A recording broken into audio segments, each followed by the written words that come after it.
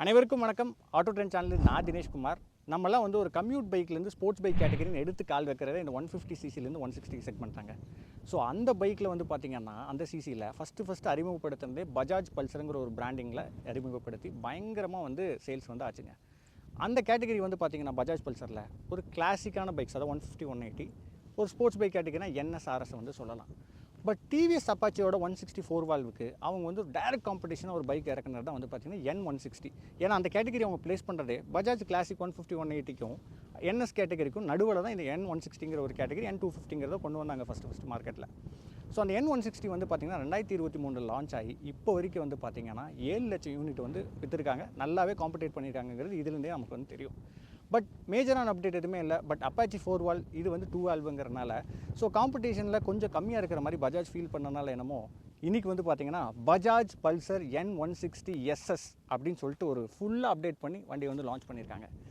நீங்கள் வண்டியை பார்க்கலாம், பார்த்தவொன்னே என்னடா பெருசாக எதுவுமே இல்லையா, சும்மா கிராஃபிக்ஸ் தானே மாறி இருக்குது அப்படின்னு நீங்கள் நினைக்க வேண்டாம். பட் இன்ஜின் ரீதியாக ஹார்ட்வேரில் பயங்கரமான அப்டேஷன் வந்து நடந்திருக்கு. அது போக சில பல கூகுள் மேப் ஃபீச்சர்ஸ், அந்த மாதிரி அட்வான்ஸ்டான ஃபீச்சர்ஸுமே வந்து வண்டியில் வந்து ஆட் பண்ணியிருக்காங்க. பட் டிசைன் ரீதியாக பெரிய லெவலில் மாற்றல, கிராஃபிக்ஸ் மட்டும் தான் மாற்றிருக்காங்க. இந்த வண்டியில் வேல்யூ ஃபார் மணியாக டெக்னிக்கலாக என்னென்னலாம் மாற்றிருக்கான்னு சொல்லி இந்த வீடியோ டீட்டெயிலாக பார்க்க போகிறோம். அது கூட டிரைவ் ரிவ்யூமே வந்து இந்த வீடியோவில் வந்து வரப்போகுது. ஸோ அதனால் உள்ளே போகிறதுக்கு முன்னாடி நம்ம சேனலை மறக்காமல் சப்ஸ்கிரைப் பண்ணிக்கோங்க. வண்டியில் அப்படி மேஜராக என்னென்னலாம் அப்டேட் பண்ணியிருக்காங்கன்னு சொல்லி குயிக்காக பார்க்க போகிறோம். வாங்க வீடியோக்குள்ளே போகலாம்.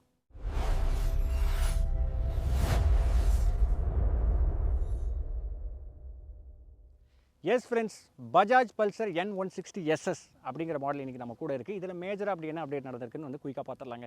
எக்ஸ்டீரியர் இது என்ன நடந்திருக்கு அப்படின்னு கேட்டிங்கன்னா எந்த வித பெரிய சேஞ்சஸும் கிடையாது. Same projector head lamps, USD ஃபோக்ஸ், ஃப்ரண்ட்டில் யூஸ் பண்ணியிருக்க அலாய்வீல் சைஸு, ரியரில் யூஸ் பண்ணியிருக்க alloy wheel size, dual channel ABS, traction control system, இதெல்லாம் ஆசிட்டிஸ் அப்படியே தான் வருது. புதுசாக மாறி இருக்கிற விஷயம் இந்த கிராஃபிக்ஸ் தாங்க. ஸோ இந்த ஒயிட் கலருக்கு ரெட் கலர் ஸ்டைப்ஸ்லாம் கொஞ்சம் புதுசாக ட்ரை பண்ணியிருக்காங்க. அதே மாதிரி பிளாக் கலர் வண்டிக்கும் ரெட் கலர் ஸ்டைப்ஸோடு சேர்த்து அலாய் வீலுமே வந்து பார்த்திங்கன்னா ரெட் கலரில் நல்லா பெயிண்ட் பண்ணி பார்க்க செம்ம ஸ்போர்ட்டிவாக இருக்குது. ஸோ மேஜரான அப்டேட் எங்கே பண்ணியிருக்காங்க அப்படின்னு கேட்டிங்கன்னா இன்ஜினில் தாங்க. ஆல்ரெடி பழைய இன்ஜின் வந்து பார்த்திங்கன்னா 160cc 2 வால்வ் இன்ஜின், பவர்னு பார்க்கும்போது 16 PS பவர், 14 Nm டார்க் வந்து ப்ரொடியூஸ் பண்ணிட்டு இருந்துச்சு. பட் ஏர் கூல்ட் இன்ஜினாகவும் இருந்துச்சு, 5 ஸ்பீட் கியர் பாக்ஸ் தான் இருந்துச்சு. பட் இப்போது என்ன அப்டேட் பண்ணியிருக்காங்கன்னு பார்த்தீங்கன்னா 4 வால்வ் இன்ஜினை அப்டேட் பண்ணியிருக்காங்க சேம் 160cc இன்ஜினில். அதனால் பவர் வந்து பார்த்திங்கன்னா நல்லாவே வந்து இம்ப்ரூவ் ஆயிருக்கு. இப்போ கரண்ட்டில் இதோட பவர் வந்து பார்த்திங்கன்னா 18.5 PS பவர் ப்ரொடியூஸ் பண்ணும். சேம் 14 Nm டார்க், அது போக oil cooled engine with 5 speed gear பாக்ஸோட.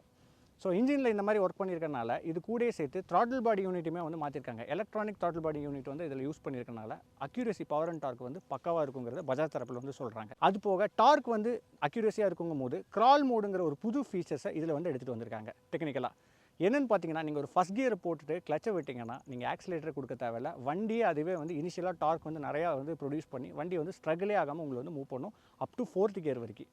ஸோ அது நம்ம வந்து டிரைவ் ரிவ்யூவில் வந்து கண்டிப்பாக ட்ரை பண்ணி பார்ப்போம். ரெண்டாவது டெக்னிக்கல் ஆஸ்பெக்ட்ஸில் என்னென்ன ஃபீச்சர்ஸ் ஆட் பண்ணியிருக்காங்க அப்படின்னு சொல்லி பார்த்தீங்கன்னா, ஆல்ரெடி வந்துட்டு இருந்த டிஸ்பிளே வந்து பார்த்திங்கன்னா ஒரு LCD நெகட்டிவ் டிஸ்பிளேவை கொடுத்துருந்தாங்க. இப்போ TFT கலர்ஃபுல் டிஸ்பிளேவை மாற்றிட்டாங்க.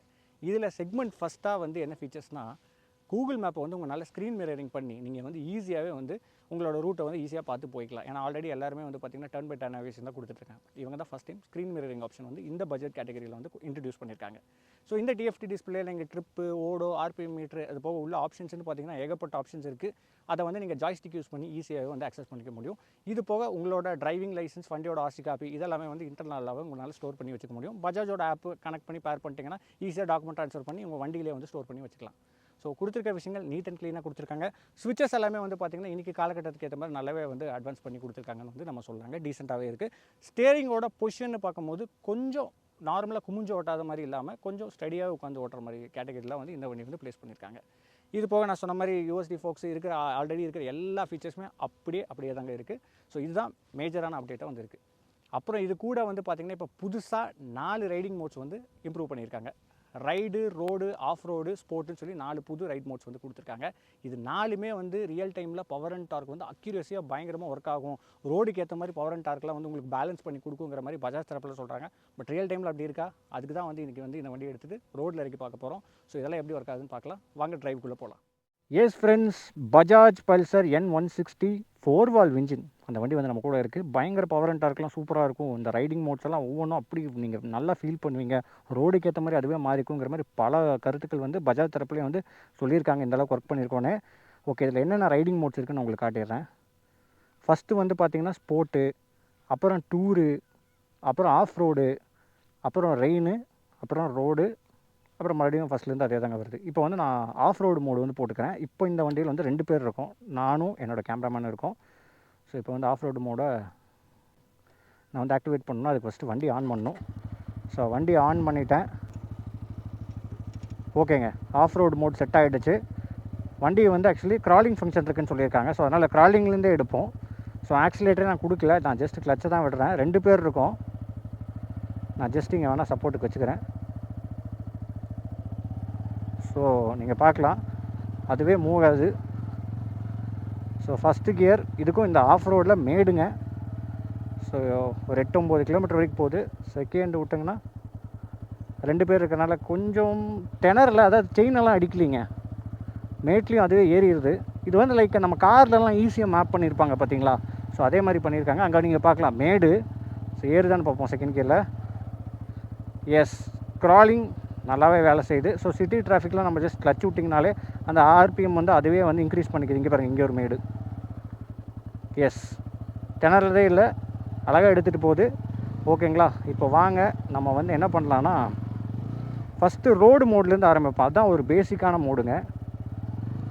ஸோ ரெயின், ஸோ அதுக்கு ஆக்சிலேட்டர் விட்டுட்டு நீங்கள் ஓகே பட்டன் ஒரு டைம் ப்ரெஸ் பண்ணிங்கன்னா செட் ஆகிடுச்சு. ஸோ இப்போ வந்து பார்த்திங்கன்னா ரோட் மோடில் வச்சுருக்கேன். கொஞ்சம் குழிங்குண்டான ரோடு தான். ஓகேங்களா, ட்ராக்ஷன் கண்ட்ரோல் எந்த அளவுக்கு இருக்குதுன்னு பார்ப்போம். ஏபிஎஸ் பிரேக்கிங்கும் அடித்து பார்க்குறேன். 2 பேர் இருக்கும். சடன் பிரேக்கிங் கொடுத்திங்கன்னா கொஞ்சம் கூட ஸ்லிப் ஆகலிங்க. நான் பேக் பிரேக் தான் அடித்தேன். ஃப்ரண்ட்டுங்கும் போது எஸ், கொஞ்சம் நல்லாவே ஏபிஎஸ் இருக்குங்க. ஓரளவுக்கு ரொம்ப ஒல்டு போகிற அளவுக்குலாம் இல்லை. எஸ் ஃப்ரெண்ட்ஸ், இப்போ பார்த்தீங்கன்னா ரோட்டுக்கு வந்துவிட்டோம். ஸோ இப்போ தான் ஆக்சுவலாக இந்த ரோடு மோடு வந்து எப்படி பர்ஃபார்ம் பண்ணுதுன்னு பார்க்க போகிறோம். ஸோ ஃபஸ்ட் கியர், இதோட க்ராலிங் எஃபெக்ட் வந்து எப்படி இருக்குது. ஓகே, க்ராலிங் எஃபெக்ட் எல்லாத்துலேயுமே நல்லாயிருக்கு. இந்த ரோடு மோடுங்கிறது வந்து பார்த்திங்கன்னா ஒரு சிட்டிக்காக ஓட்டுற மோடுங்க. ஸோ நீங்கள் பார்ப்பீங்க, என்ன தான் நீங்கள் முறுக்குனீங்கனாலும் பவர் வந்து பொறுமையாக கிராஜுவலாக தான் இன்க்ரீஸ் ஆகுது. ரொம்ப அக்ரெசிவான ஒரு பவர்லாம் கிடையாது. ஃபஸ்ட்டு கியர் போட்டிங்கன்னா மைலேஜ் வந்து நீங்கள் இங்கே பார்க்கலாம், இன்ஸ்டண்ட்டாக மைலேஜ் காட்டுறது. ஒரு 4000 ஆர்பிஎம் வச்சு ஓட்டிங்கன்னா ஏன்னா 70 மைலேஜ் காட்டுதுங்க. இப்படியே ஓட்டிங்கன்னா 70 வரைக்கும் மைலேஜ் காட்டும்னு சொல்லிட்டு இன்ஸ்டன்ட் ஃபியூவல் எஃபிஷியன்சி வந்து காட்டுது 4500 ஆர்பிஎம்மில். பட் ஆனால் சடனாக முறுக்குனிங்கன்னா பவர்லாம் சுத்தமாக எதிர்பார்க்க முடியாது. சிட்டிக்குள்ளே ஓட்டுறதுக்கு ஓகேங்க, ஏன்னா அந்த க்ராலிங் மோடோட நம்ம பம்பர் டு பம்பர் டிராஃபிக்கில் மூவ் பண்ணுறதுக்கு, அப்புறம் இந்த மாதிரி ரிலாக்ஸ்டாக நீங்கள் ஓட்டணுன்னா ரோட் மோடு போட்டு நம்ம டெய்லி ஆஃபீஸ் போகிறதுக்குலாம் வந்து நீங்கள் வந்து யூஸ் பண்ணிக்கலாம். பட் இந்த ரோட் மோடு போட்டு இந்த மாதிரி சிட்டிக்குள்ளே இருக்க சின்ன சின்ன ஓவர்டேக்ஸ் பண்ணலாம். பட் ஹைவேஸில் சப்போர்ட் பண்ணுமான்னு கேட்டிங்கன்னா கண்டிப்பாக பண்ணாது. ஏன்னா இது 7000 ஆர்பிஎம்மோட ரிமீட் பண்ணிடுதுங்க. இங்கே பாருங்கள், பொறுமையாக தான் எடுக்குது. அப்புறம் 7000 ஆர்பிஎம் போனோன்னே அப்படியே ரொம்ப ஸ்லோவாக தாங்க போகுது. இது கொஞ்சம் இறக்கங்கிறங்காட்டி போகுது பாருங்கள். அதுலேயுமே கூட பொறுமையாக தான் எந்திரிக்குது, பொறுமையாக தாங்க போகுது. பட் சஸ்பென்ஷன் ரீதியாக பார்த்தீங்கன்னா 2 பேர் இருக்கும் இந்த வண்டியில். இப்போது சஸ்பென்ஷன் நல்லா இருக்குங்க. ரொம்ப ஸ்டிஃப்னு சொல்ல முடியாது, ரொம்ப லைட்டுன்னு சொல்ல முடியாது, கரெக்டாக இருக்குது. ஏன்னா எனக்கு ரொம்ப ஃப்ரீயாக இருந்தாலுமே ரொம்ப அலசுற மாதிரி ஒரு ஃபீல் இருக்கும். ரொம்ப ஸ்டிஃபாக இருந்தால் நல்லா ஸ்டெடியாக போகும். பட் இது ஸ்டெடியாக தான் வண்டி வந்து சாலிடாக ஃபீல் ஆகுதுங்க. அப்புறம் இந்த ஹேண்டில் பார் வந்து பார்த்திங்கன்னா கொஞ்சம் மேலே முன்னாடி தூக்கி வச்சங்காட்டி இந்த ஹேண்டில் பாரை பிடிச்சிட்டு நம்ம அப்படியே கொஞ்சம் ஐ மீன் ஃப்ளெக்சிபிளாக உட்காந்துக்கலாம். அப்புறம் ரொம்ப ஸ்டிஃபாகவும் உட்காந்துக்கலாம். ஸ்போர்ட்டியராக லைட்டாக தான் ஃபீல் ஆகுது, பட் கம்ஃபர்டபுளாக நல்லா இருக்குன்னு சொல்லலாங்க. ஓகே, அடுத்த மோடு போட்டு பார்ப்போம். ஓகேங்க, ஸ்போர்ட்ஸ் மோடு போட்டோன்னு எப்படின்னு பார்ப்போம். ஸ்லைட்லி டிஃப்ரென்ஸ் தெரியுதுங்க, கொஞ்சம் புஷ் பண்ணுது. அப்படியே ஆர்பிஎம் வந்து அப்படியே 10,000 வரைக்கும் அப்படியே கூட்டிகிட்டு போகுது பாருங்கள். இந்த 7000க்கு மேலே இதில் ரொம்ப டல்லாக இருந்துச்சு, பட் இதில் நல்லா ஃப்ரீயாகவே போகுது.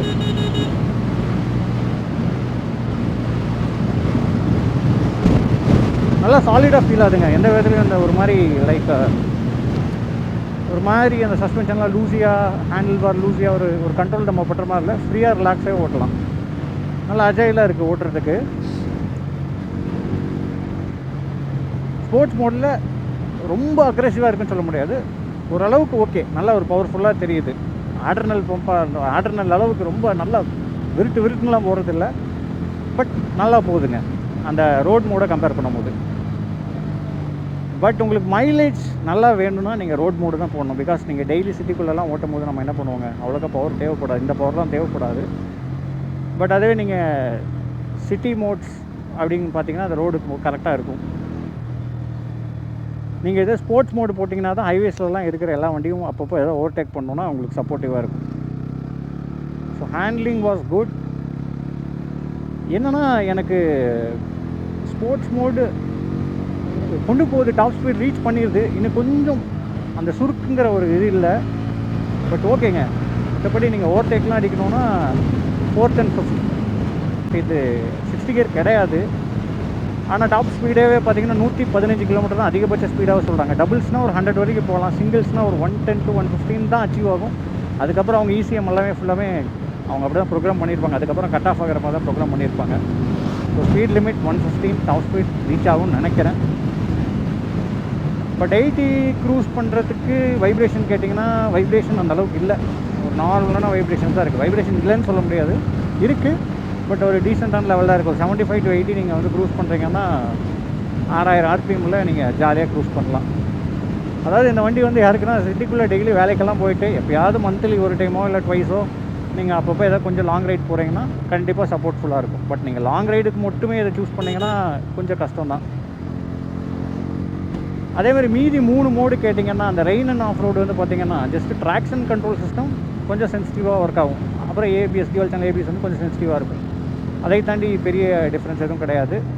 எனக்கு ரொம்ப இந்த வண்டியில் வந்து டெக்கி ஃபீச்சர்ஸில் பிடிச்சதே வந்து பார்த்திங்கன்னா இந்த டிஎஃப்டி டிஸ்பிளேயில் உருப்படியாக கொடுத்தது இவங்க தான். என்னென்னு பார்த்தீங்கன்னா நீங்கள் கூகுள் மேப்ஸை ஸ்க்ரீன் மிரரிங் வந்து பண்ணிக்கலாம். ஸோ ஸ்க்ரீன் மிரரிங் பண்ணிட்டு நம்ம ஜாலியாக வந்து இந்த மாதிரி அவுட்டர் ரோட்லலாம் போகும்போது கரெக்டான டைரெக்ஷனுக்கு போக முடியும். ஏன்னா டர்ன் பை டர்ன் நேவிகேஷன்ஸ் கொஞ்சம் லேகியாக இருக்கும். கரெக்டாக அந்த டேர்னிங்லாம் வந்து ப்ராப்பராக எப்படிங்கிறது நமக்கு வந்து சில டைமில் கன்ஃபியூஷன் ஆயிரும். பட் கூகுள் மேப்ஸ் இதில் ஸ்க்ரீன் மிரரிங் பண்ணிட்டீங்கன்னா நம்ம வந்து கேஷுவலாகவே வந்து ஈஸியாக ட்ரைவ் பண்ண முடியும். ரூட்டை பற்றி பயப்பட தேவையில்லை. ஸோ அது வந்து ப்ராப்பராக டிஎஃப்டி டிஸ்பிளே கூட செக்மெண்ட்டில் ஃபஸ்ட் டைம் இவங்க தான் கொடுத்துருக்காங்க. அது நல்ல ஒரு யூஸ்ஃபுல்லான ஃபீச்சர்ஸ். அதுபோக இந்த டிஎஃப்டி நல்ல கிளாரிட்டியாகவே இருக்குங்க, எந்த விதத்துலையும் குறையாக இருக்குன்னு சொல்ல முடியாது. Okay, Bajaj Pulsar N160 SS ஓவராலாக இப்படி தான் இருக்குது. ஒரு ஓவரால் சம்மரி பார்த்து முடிச்சுக்கலாம் வாங்க.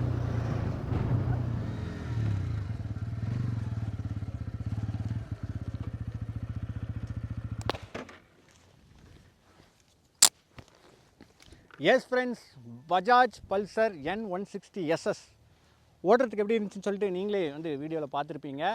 ஸோ ஓட்டுறதுக்கு எப்படி இருக்குது இந்த 4 வால் இன்ஜின்னு கேட்டிங்கன்னா, இதில் கொடுத்துட்டு ட்ரைவ் மோட்ஸ் வந்து அக்யூரேசியாக வேலை செய்யுன்னு சொன்னது தான் பஜாஜ் தரப்புலேருந்து.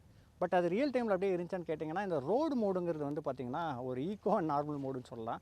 சிட்டிக்குள்ளே வந்து யூஸ் பண்ணலாம். நம்ம டெய்லி ஆஃபீஸ் போகிறதுக்கு இந்த சிட்டிக்குள்ளே ஓவர் பவர்லாம் தேவையில்ல, கொஞ்சம் மைலேஜ் ஃபோக்கஸ்டாக வேணும் போது ரோடு மோடு போட்டிங்கன்னா பவர் வந்து கொஞ்சம் சட்டில்டாக இருக்குது, ஒரு டீசெண்டான பவராக இருக்குது. ஆனால் நல்ல மைலேஜ் வந்து மெயின்டைன் ஆகுங்க. நீங்களே பார்த்துருப்பீங்க டிரைவ் ரிவ்யூவில் ஒரு மாதிரி 7000 8000 RPMலே அப்படியே க்ளோஸ் ஆகிடுது, அப்படியே கம்மியாகிடுது, பவர் வந்து அப்படியே குறைச்சிருது அந்த ETB வந்து பார்த்திங்கன்னா. அப்படி இருக்கும்போது மைலேஜ் வந்து ஆப்வியஸாக வந்து இன்க்ரீஸ் ஆக தான் செய்யும். அதே நீங்கள் நல்ல அக்ரெசிவான பவர்லாம் கொஞ்சம் வேணும்னா ஸ்போர்ட்ஸ் மோடு போட்டு தான் ஓட்டணும். ஆஃப் ரோடு மோடு இந்த இடத்துல போட்டேன், பெருசாக யூஸ் ஆகலை. ஸோ அதனால் அது என்னென்னா ஒன்றும் இல்லைங்க, ட்ராக்ஷன் கண்ட்ரோல் சிஸ்டமும் டியூவல் சேனல் ஏபிஎஸும் கொஞ்சம் சென்சிட்டிவாக வந்து பார்த்துக்கும். ஏன்னா off road mode, rain mode எல்லாமே. அப்புறம் டூர்னு ஒரு மோடு கொடுத்துருக்காங்க, அது நார்மலாக ஒரு க்ரூஸ் பண்ணுறதுக்கு போடக்கூடிய ஒரு மோடு. ஸோ இந்த மாதிரி தான். பட் நீங்கள் மேஜரான மோட்ஸ்ன்னு கன்சிடர் பண்ணுறது ரோட் அண்ட் ஸ்போர்ட்ஸ் மோடை வந்து நீங்கள் கன்சிடர் பண்ணலாம். இந்த 4 வால்வ் இன்ஜினில் பார்த்தீங்கன்னா மைலேஜ் வந்து இம்ப்ரூவ் பண்ணியிருக்காங்கன்னு சொன்னாங்க பார்த்தீங்களா, அது வந்து ரோடு மோடில் மட்டும் தான். நீங்கள் ஸ்போர்ட்ஸ் மோடில் போட்டிங்கன்னா பவர் டெலிவரி நல்லாயிருக்கும், பட் மைலேஜ் டோட்டலாக நீங்கள் காம்ப்ரமைஸ் பண்ணுற மாதிரி தான் இருக்கும். ஓட்டுறதுக்கு ஹேண்ட்லிங், பிரேக்கிங் எல்லாமே நல்லாயிருக்கு. அப்புறம் இந்த புதுசாக ஸ்டேரிங் வந்து கொஞ்சம் ஹேண்டில் வந்து அப்டேட் பண்ணது வந்து நல்லாவே இருக்குதுன்னு வந்து சொன்னாங்க. ஸோ 2 பேர் வச்சு தான் நம்ம வந்து ரைட் ரிவ்யூ வந்து பண்ணியிருந்தோம். ஸோ ரைடு வந்து பண்ணியிருந்தோம், நல்லாவே இருக்குதுன்னு சொல்லலாம். டீசெண்டாக இருக்குது. 2 வால்வ் இன்ஜின் கம்பேர் பண்ணும்போது 4 வால்வ் இன்ஜின் நல்லாவே இருக்குதுன்னு சொல்கிறாங்க. பட் ஆனால் மார்க்கெட்டில் இனிமேல் பஜாஜில் 2 வால்வ் இன்ஜின் வேணும்னாலும் நீங்கள் வந்து வாங்கிக்கலாம். பட் இது வந்து ஹையர் வேரியண்ட் மாதிரி. இது N160 SS அப்படின்னு 2 வேரியண்ட் இருக்குது. எஸ் வந்து பார்த்திங்கன்னா சிங்கிள் சீட் ஆகும் 4 வால்வ் இன்ஜினில். அதே 4 வால்வ் இன்ஜினில் ஸ்பிளிட் வேரியண்ட்னா NS160 SS அப்படிங்கிற வேரியண்ட் வந்து நீங்கள் வந்து எடுத்துக்கலாம். மற்றபடி வண்டி ஓவராலாக ஆல்ரெடி கொடுத்துருக்க ஃபீச்சர்ஸ் அப்படியே நல்லாவே இருக்குது. அப்புறம் இந்த TFT டிஸ்பிளே அப்டேட் பண்ணும்போது நமக்கு வந்து பார்க்கறதுக்கான டீட்டெயில்ஸ் எல்லாமே நீட் அண்ட் க்ளீனாக இருக்குங்க. பிரேக்கிங் ஓகே, டீசெண்டாக இருக்குது. ஸோ இந்த அளவுக்கு இருக்குது. நீங்களே வீடியோவில் வந்து பார்த்துருப்பீங்க. இந்த அப்டேட் வந்து எப்படி இருக்குது அப்படிங்கிறத மறக்காமல் கமெண்ட் செக்ஷனில் வந்து போடுங்க. மேலும் அடுத்தது ஒரு சூப்பரான வீடியோவில் சந்திக்கிறேன். நன்றி, வணக்கம்.